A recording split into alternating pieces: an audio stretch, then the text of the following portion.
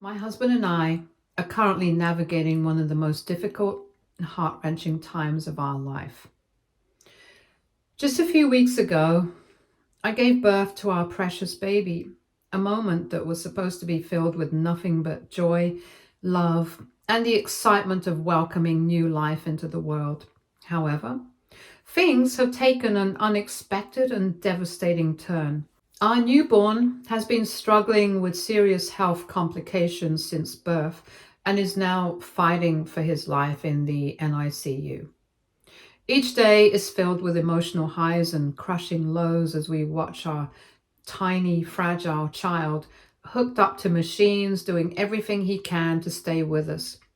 It's a kind of pain and fear that's impossible to fully put into words, and we are doing our best to stay strong for each other and for our baby, even when the weight of uncertainty feels unbearable. Since my husband and I have been barely able to keep it together during this overwhelming time, my mother-in-law has graciously and selflessly stepped in to support us. She has taken it upon herself to come over to our home regularly, taking care of things that we simply don't have the energy or focus for right now. One of the ways she's been helping is by restocking our fridge with food and essentials, making sure that we don't have to worry about preparing meals or even where our next meal will come from. Knowing that our kitchen is stocked and that there's nourishing food available gives us one less thing to stress about during these endless hours at the hospital. It's such a comfort, especially when we're spending the whole day at the NICU, anxiously waiting for any updates about our son's condition. Her kindness and support have meant the world to us, and we feel incredibly grateful to have her by our side during this difficult journey. Over the past several days, I've started to notice something troubling. The amount of breast milk I had carefully stored has been mysteriously decreasing. Ever since I gave birth, I've been producing and pumping milk consistently, diligently storing it at home in labeled bags and keeping a close count of every single one. It has always been a source of comfort and hope for me, knowing that I had this precious supply set aside for our baby's needs. However, recently I began to realize that 2 or 3 bags were missing from the storage, which immediately filled me with worry and confusion. Given the overwhelming stress of everything going on, I started doubting myself, wondering if maybe I had miscounted or lost track amidst the chaos. I brought it up with my husband, hoping to get some clarity and reassurance. To be certain, he took the time to count all the bags himself, but to our surprise, when we counted again just a day later, we discovered that 2 more bags had disappeared. This caught my husband off guard as well. We both felt a mix of confusion and concern because we had no explanation for where the missing milk could have gone, and it added yet another layer of stress during an already incredibly difficult time. The only person who has been coming into our home lately is my mother-in-law. Given the circumstances, we had no reason to suspect anyone else, so when the missing breast milk continued to puzzle us, we gently asked her if she might have taken any of the bags, maybe to help or for some other reason we didn't yet understand, but she flatly denied touching them. Still feeling unsettled and needing clarity, I decided to take an additional step for peace of mind. I ordered a small, inexpensive camera from Amazon and discreetly installed it in our living room, hoping it would help us figure out what was happening without jumping to conclusions. To my disbelief, the footage showed my mother-in-law entering our home and going through the stored breast milk and taking a few of the bags. It was shocking and deeply hurtful to watch. I immediately showed the video to my husband. He was just as stunned as I was, unable to comprehend that his own mother could do something like this at a time when we're already so vulnerable and focused entirely on our baby's fight for survival. When he confronted her with the evidence, she initially tried to deny everything just as she had before, but when we showed her the video, her reaction took a different turn. Rather than acknowledge what she had done or explain her reasons, she became defensive and angry. She accused us of betraying her trust, saying it was wrong of us to record her without her permission, completely sidestepping the issue of the stolen breast milk and shifting the blame onto us. I'd had enough. I finally put my foot down and demanded answers. I looked my mother-in-law in the eye and asked her bluntly and angrily what on earth she was doing with my breast milk. I told her clearly and without holding back that those bags were pumped and stored for my baby, for his survival and well-being, and that she had absolutely no right to take them without asking. At first, she tried to brush off her actions, saying she was only taking a few bags for something private. That vague and evasive answer only made things worse. I felt a wave of disbelief and revulsion wash over me. I couldn't help but confront her directly and ask the obvious. Was she doing something inappropriate with it?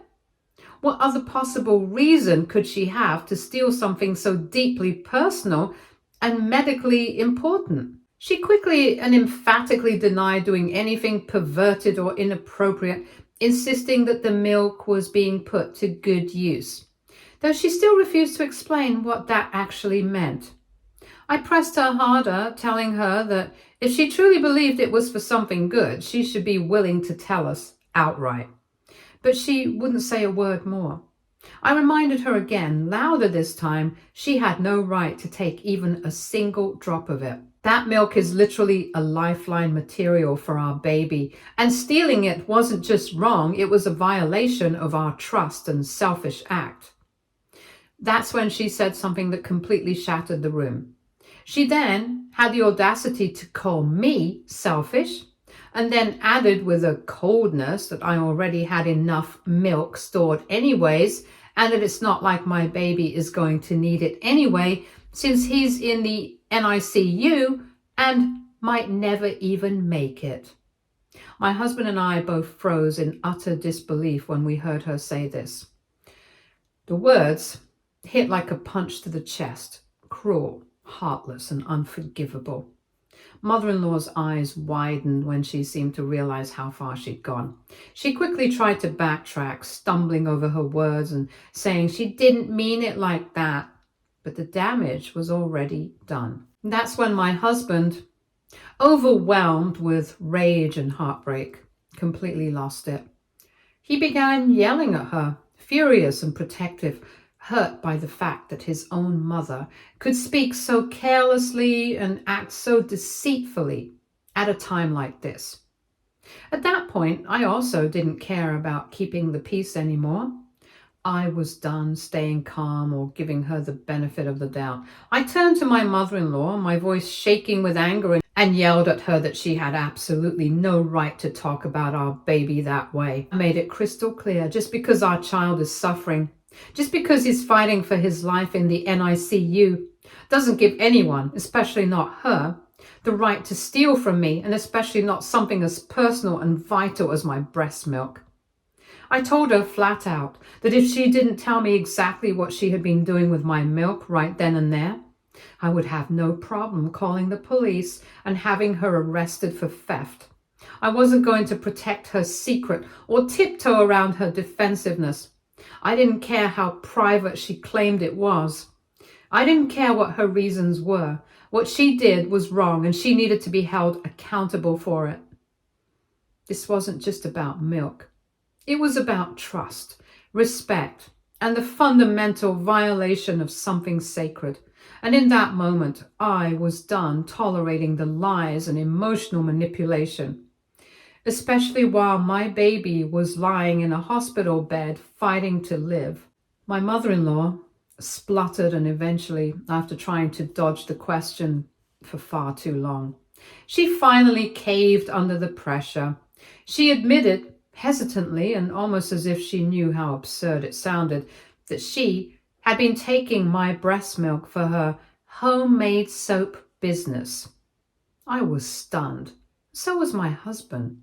For a moment, we just stared at her, trying to process what she had just said. It sounded completely made up on the spot, like something she had scrambled to come up with just to justify the unjustifiable. A soap business? She had absolutely no business to begin with, as far as we knew. My husband and I exchanged a look. We both knew this made no sense. My mother-in-law has always been a stay-at-home wife. She's never mentioned anything about starting a business, let alone one that involved making soap. In all the years we've known her, not once has she talked about entrepreneurship or crafting or anything remotely related to this so-called venture. My husband immediately questioned the legitimacy of what she was saying. He asked her bluntly, "Since when do you have a business? Where is this supposed soap being sold? Who are your customers?" But she couldn't give any clear answers, just vague deflections and mumbled responses. Meanwhile, I was still trying to understand how on earth my breast milk, something so personal, so emotionally tied to our child's health and survival, had anything to do with this alleged soap making. I looked at her completely baffled and asked, "What does my breast milk have to do with your soap business?" The whole thing felt surreal, so insulting. There was no logic to it. My mother-in-law, incredibly, continued to defend herself.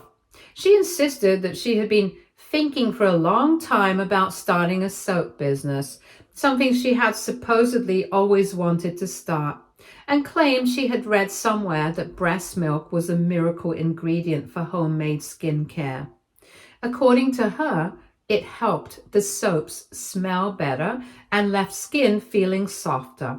She said that when she came over to our home and saw how much breast milk I had stored, she thought it wouldn't hurt to take a few bags to experiment. And apparently it had turned out great. She proudly told us that she'd begun to advertise anonymously online and had even started making decent money out of her homemade soaps. What made it worse, far worse, was when she said that many of her customers were men and that these male buyers especially loved the breast milk ingredient in her soap. I nearly vomited right then and there. My stomach turned at the thought of something so pure, meant solely for our baby's nourishment, being used in this way, sold to strangers and possibly even sexualized. My husband was horrified. He didn't hold back. He told his mother in no uncertain terms that what she was doing was completely unacceptable and deeply disturbing. He pointed out that these customers weren't interested in soap. They were fetishizing breast milk, and she had used mine to feed that. He was furious and heartbroken that his own mother could cross such a line, stealing from us, from our child, and then trying to justify it as some kind of entrepreneurial breakthrough. She kept arguing, insisting it was all very normal and that people just didn't understand the benefits of breast milk in personal care products. But it didn't matter how she tried to dress it up. There was no excuse for what she had done. That was the final straw for me. I stood my ground and told her flat out that I was no longer comfortable with her having free access to our home. I told her she needed to return our house keys immediately because the trust had been broken beyond repair. This wasn't just about crossing boundaries. This was a complete betrayal of everything we thought we could rely on her for. My mother-in-law looked genuinely shocked when I told her she needed to return our house keys. It was as if she truly hadn't expected me to stand up for myself, as though she thought she could cross that line and face no consequences. But I didn't waver. My husband stood beside me and backed me up completely, firmly asking her to hand over the key. After a moment of hesitation and visible reluctance, she finally did. We hoped that would be the end of it, clear and necessary boundary drawn, but it wasn't. Ever since that confrontation, she's been leaving me a string of voicemails, each more passive-aggressive than the last. In them, she complains about how unfair it is that I've taken away her right to come and go from our home whenever she pleases, as if access to our private space was something she was entitled to, rather than a privilege based on trust. Worse still, she continues to defend what she did, insisting that I should be more supportive of her new business. She talks about it as if it's some groundbreaking opportunity, completely ignoring the fact that it was built on deceit, disrespect, and the exploitation of something sacred, my breast milk, meant for our vulnerable child. There's no acknowledgement of wrongdoing, no apology, just a delusional attempt to paint herself as the victim. So Reddit, AITA for banning mother-in-law from our place after what she did? Update 1. Hi everyone. I want to start by saying thank you so much for the support, compassion, and even the tough love many of you have shared with me in response to my first post. My husband and I are still navigating the emotional fallout from everything that's happened, but I wanted to address a few things and answer some of the common questions and concerns people have raised. 1. Why didn't we suspect my mother-in-law sooner? Honestly, at first I didn't want to believe anything was really wrong. I thought I was just miscounting due to exhaustion and stress. Our baby being in the NICU has completely taken over our lives, emotionally and physically, and I truly thought I was just losing track of things because I wasn't sleeping, eating properly, or functioning like myself. The only person who had access to our home was my mother-in-law, and she had been helping us, bringing food, stocking the fridge, and trying to take some of the weight off our shoulders. So I didn't want to assume anything bad. I didn't want to believe that someone who was supposed to be supporting us would take advantage of that trust. 2. Why install a camera? Did I already suspect mother-in-law? No, I had no idea what mother-in-law was up to. She has never done anything like this before. After my husband and I both confirmed milk was still disappearing, even after counting together, I just needed peace of mind. I didn't install it expecting to catch a villain. I installed it hoping maybe we'd see something that would make sense. I didn't expect to catch her stealing breast milk. When I did, it felt like my entire sense of trust and safety was pulled out from under me. 3. Why didn't we go to the police? My husband and I strongly considered it, and we still haven't ruled it out. Right now, our focus is on our baby and maintaining our mental and emotional energy for the NICU journey. But we did take immediate steps. We took back our house keys, changed our locks, and cut off access. We've saved all my mother-in-law's voicemails and have the video evidence stored safely. Depending on how she continues to act, we may take legal action. 4. How is my husband handling this? He's devastated. He feels betrayed by his own mother. He stood by me completely and told her what she did was disgusting and inexcusable. He's made it very clear to her that she crossed a line that can't be undone. Right now, he's focusing on protecting me and our baby, but he's also shocked by what his mother has done. Also, for everyone who keeps saying that we should forgive my mother-in-law, and perhaps she's just a naive woman, I disagree. What she did was extremely calculated. She is a mother herself, so she knows how important a mother's breast milk is for her child. Yet she repeatedly stole something irreplaceable and personal during the most fragile and painful period of our lives. She then tried to lie about it, got defensive, then blamed us for not trusting her. And worst of all, she said horrific things about our baby who is fighting to survive. Forgiveness might come one day, but it won't come before accountability, remorse, and healing, none of which she's offered. Had she apologized? Maybe then. I could have tried to get past it, but for now, I want nothing to do with her. Update 2. Recently, we had a family event that we felt obligated to attend. My husband's grandmother had invited everyone for lunch, and she personally asked us to come. Despite everything going on, we didn't want to disappoint her by declining her invitation. Truthfully, neither of us wanted to be there. The idea of facing extended family, pretending everything was normal while still going through the pain of our baby at the NICU felt exhausting. But out of respect, we went. I was doing my best to keep my head down to avoid any intrusive questions and simply get through the event quietly. The last thing I wanted was to cause a scene or draw attention to myself, but of course, my mother-in-law had other plans. In front of everyone, within clear earshot of multiple relatives, she decided to confront me and my husband. Loudly and unapologetically, she launched into a self-righteous tirade about how we had overreacted by revoking her access to our home.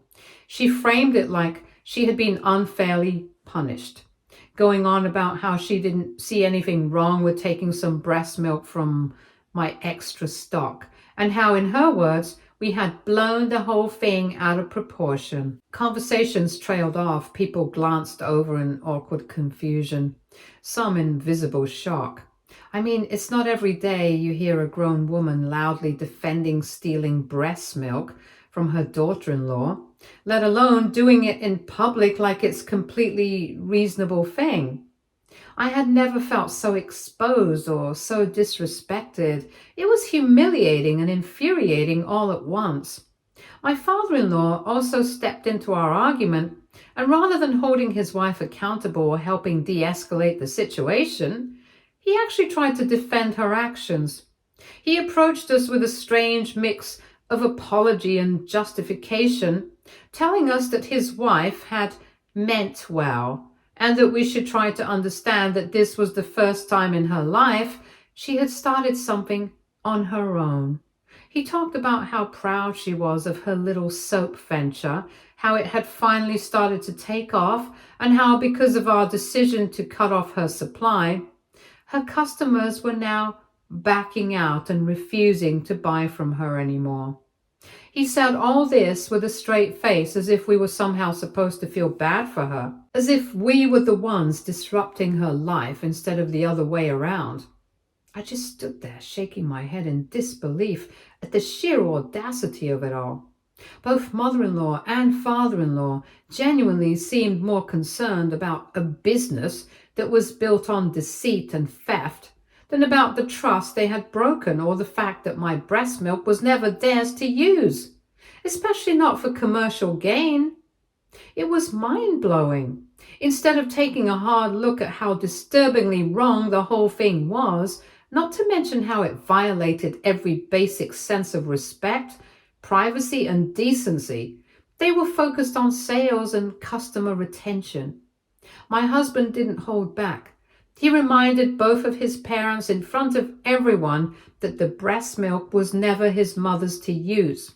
He made it clear once again that what she did wasn't just a misunderstanding or some quirky mistake. It was theft.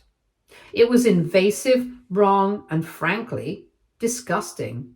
She had taken something deeply personal meant for our vulnerable baby and used it for a bizarre and inappropriate purpose without ever asking, let alone getting consent. I stepped in, no longer willing to bite my tongue, and told my mother-in-law right then and there I had every right to sue her for what she did. That she was incredibly lucky I hadn't already pursued legal action. Because truthfully, I could take her to court, and I meant every word. What she did was a violation of my body and my boundaries, and the only reason I hadn't gone that route was because I was already stretched thin emotionally, dealing with our baby's fragile condition in the NICU. I looked her in the eye and told her she should be grateful I had shown as much restraint as I had, because most people in my position would have gone straight to the police. She stood there, stunned, for a moment, as she had nothing to say. Just as the tension reached a boiling point, my husband's grandmother stepped in, and she asked plainly and firmly, what exactly was going on? At that point, everyone nearby had already heard enough fragments of the argument to know something serious was happening. But now all eyes were on us, so I told them. I laid it all out, clearly and unapologetically. I explained how my mother-in-law had been coming to our home under the guise of helping us during one of the most painful, vulnerable moments of our lives while our baby was fighting to survive in the NICU. How she had used that access to secretly take my breast milk, something I had been carefully and painfully pumping for our son. and how she had used it without my knowledge or permission for a bizarre soap business she had started in secret, selling those soaps online primarily to men. I told them how we had caught her red-handed on camera, how she denied it until we showed her the footage, and how, instead of apologizing, she accused us of violating her privacy, as if we were the ones in the wrong for not trusting her even after she stole from us. The room went still. You could hear a pin drop. Then I watched the faces of every woman in that room change. Confusion gave way to anger, disbelief to outrage. The silence broke into murmurs and sharp comments, disgust, sympathy for me, and a very clear shift in how they looked at my mother-in-law. But it was my husband's grandmother who didn't hold back at all. She turned on my mother-in-law with a fury I hadn't expected but deeply appreciated. She scolded her right then and there in front of everyone, not just for what she had done, but for having the nerve to double down and try to paint herself as the victim. Grandma called it what it was, a betrayal of trust, a violation of boundaries, and a downright disgraceful behavior as a lady. But instead of accepting responsibility or showing even a sliver of remorse, my mother-in-law stood there with eyes defiant and arms crossed and said that she still didn't think she had done anything wrong. Then she went even further. She looked at me and said coldly, "Your baby has been in the NICU for weeks. The longer he stays there, the more it's clear he's probably not going to survive." Her voice didn't shake. There wasn't an ounce of compassion in her tone. And then she added, "What are you even going to do with all that breast milk you have stored if he's not here to drink it? What's the big deal even if I took a few bags and put it to good use? It's all going to waste anyway." The entire room went silent as people were shocked by how cruel she sounded. My heart felt like it had been physically crushed. I could hardly believe what I had just heard. This wasn't just a boundary crossed. This was a deliberate, brutal attack aimed straight at our child, who was literally fighting for his life. And in that moment, there was no more room for grace, no more excuses, no more maybe she didn't mean it. She meant it. She said it on purpose, to hurt, to justify herself, to manipulate the room, but it backfired. I could see it on everyone's faces. They were horrified. Even those who might have once given her the benefit of the doubt now looked at her with disgust. I couldn't take it anymore. After everything that had already happened, the theft, the lies, the emotional manipulation, hearing her speak about my baby that way as if he were disposable, as if he didn't matter, shattered something inside me. I didn't want to be in the same room as mother-in-law. I didn't want to breathe the same air. I grabbed my purse and car keys and I ran out of there, shaking with rage and heartbreak. Behind me, I could hear my husband yelling at his mother, voices raised, words flying. But I didn't look back. I felt angry and broken. I couldn't believe my baby, my fragile, precious child, who has been fighting for his life every day in the NICU, was being spoken about like that, reduced to a justification for stealing my milk. Like his life, his suffering meant nothing. Mother-in-law kept scratching at the one wound which she knew would hurt the most. Anyways, ever since that horrific day, I've learned that my husband's grandmother is so pissed that she has made it clear that my mother-in-law is no longer welcome at any future family gatherings held at her home. Word has spread throughout the family and the reaction has been unanimous. Everyone is disgusted. People are distancing themselves from her. Some have cut her off entirely. The ones who didn't know the full extent of what happened are horrified when they heard the truth. As for me, I've blocked both my mother-in-law and father-in-law. I want no contact, no apologies, no explanations. They said what they had to say, and I don't want any more justification. My husband has been by my side through all of this. He has profusely apologized for everything, not because he did anything wrong, but because he's heartbroken by what his own parents have done. I know he's trying to hold everything together for both of us. But even with his support, I just feel numb. The grief, the trauma, and the betrayal, The exhaustion of spending every day at the NICU praying for my baby's survival while simultaneously fending off emotional assaults from people who are supposed to help. It's all too much. I'm surviving, but just barely. Right now, all I can do is take things one breath at a time. Update 3. It's been a few weeks since my last update, and I finally have a good update. Our baby, our strong, brave little fighter, is finally home. After so many long, exhausting, terrifying days in the NICU, after all the uncertainty and sleepless nights, he's made it. He pulled through. He's doing well, and every time I look at him, I feel a wave of gratitude that's impossible to put into words. There have been many tears, but this time they've been tears of happiness, relief, and pure love.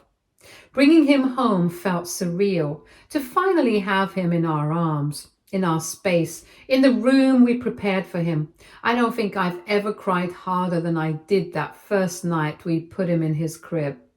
We're taking things slowly and giving ourselves the space to recover emotionally. My husband and I remain firmly in no contact with his parents. That boundary is non-negotiable. After everything they've done, we've come to terms with the fact that protecting our peace and our child comes first, always. The silver lining in all of this has been the overwhelming support from others in the family. Many relatives have since come to visit and meet our son, and it's been healing in its own way. They've shown up with warmth, love, and understanding, and we're incredibly thankful for the people who chose to stand with us instead of making excuses for mother-in-law's bad behavior. Right now, my husband and I are just soaking in every little moment.